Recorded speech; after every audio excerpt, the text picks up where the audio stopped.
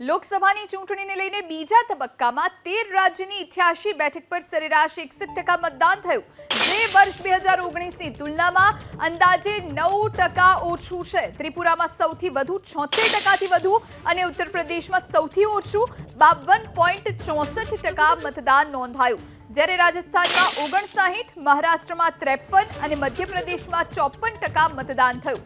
આ તબક્કામાં 1202 ઉમેદવાર મેદાનમાં હતા, જેમાં કેન્દ્રીય મંત્રી રાજીવ ચંદ્રશેખર, લોકસભા સ્પીકર ઓમ બિરલા, હેમા માલિની, અરુણ ગોવિલ, ગજેન્દ્રસિંહ શેખાવત, રાહુલ ગાંધી, શશી થરૂર, ભૂપેશ બઘેલના ભાવિ ઈવીએમમાં સીલ થઈ ગયા છે.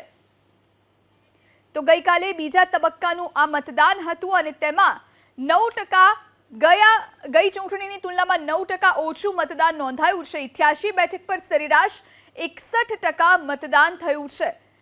ત્રિપુરામાં સૌથી વધારે મતદાન થયું, જે 76%થી વધુ છે, તો ઉત્તર પ્રદેશમાં સૌથી ઓછું મતદાન નોંધાયું છે, જે 52.64% નોંધાયું છે. આ સાથે રાજસ્થાનમાં 59%, મહારાષ્ટ્રમાં 53, મધ્યપ્રદેશમાં 54% મતદાન થયું છે.